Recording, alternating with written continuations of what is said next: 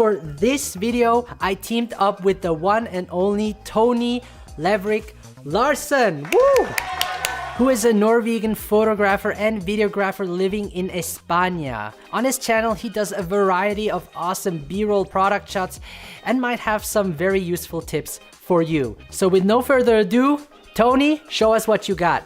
First off, let me just say, these tips are my own preferences. They won't apply to every creator and every setup out there, but I personally have found them to help me quite a bit when producing both personal and commercial work. Tip number one is use a soft light. By soft, I mean light that doesn't create super hard shadows. My preferred way is using the ambient light from the window. I make sure to have my setup placed so that the window casts the light from the top, side and down. One way to see if your light is diffused enough is to place the tip of your finger down on the same surface where you're placing your products and see how clearly you can see the shadow that your finger is casting. Tip number two is to create a setup that works both for video and photos. I see a lot of cool setups that works great for product photography, but sadly won't work for video. Depending on the project, try to create a setup that works for both. It'll save you a lot of time and money in the long run. Tip number three is when in doubt, less is more. It's hard to get specific on this tip because it's really just a leap of faith. But let's compare it to making food. When cooking a dish, it's more important to have a few high quality ingredients and preparing them well than it is to just throw in a ton of different ingredients and spices. That basically just drowns the essential taste of the dish. Me personally, I would rather spend more energy on getting light, color and composition correct than buying a lot of props. But don't be afraid to experiment, because it is a creative field. Just make sure you have the basics correct, maybe shoot the basics first and then experiment and see how it goes. Oh, my turn? Shit. All right, that was awesome. Tony, thanks for the great tips. So we all have different styles of creating a product video. Here is an example of a product video I shot at home. Ready for that?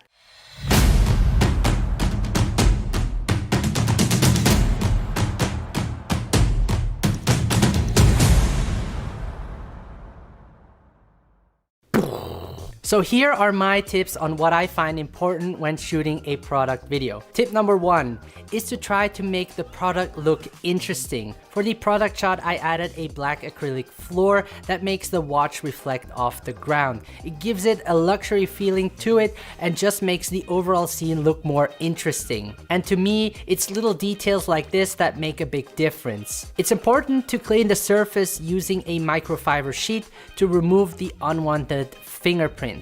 I built out the rest of the set by adding some coffee beans, which I thought would match great with the golden color of the watch and adds more depth to the scene. There are really no rules to this. You have to try and test out to see what works for the product. Just remember that the scenery will reflect the product's message. Tip number two is to use proper lighting. It's important to have a soft light by adding a diffuser and getting it as close as possible to the product so that the light is nice and spread out. To isolate the product more, I added a honeycomb over the diffuser. For my second light, I included an aperture M9 to light for the reflections and to make it a little bit brighter. It was kind of hard to light this product because sometimes the light would reflect on the glass of the watch, so I had to work around it to find a good reflection.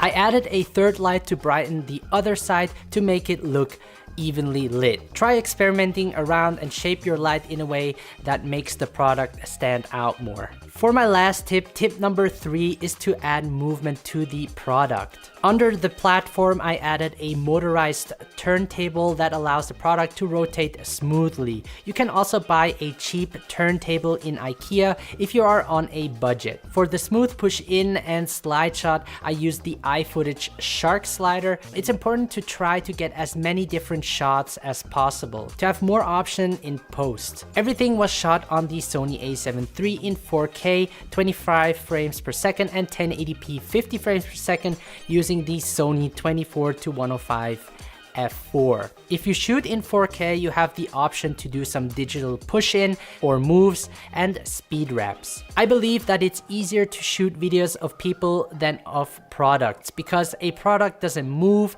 it doesn't show any emotion. In fact, it doesn't do anything, and your job as a filmmaker is to make the product come to life. So these were our simple tips on how to shoot a product video at home.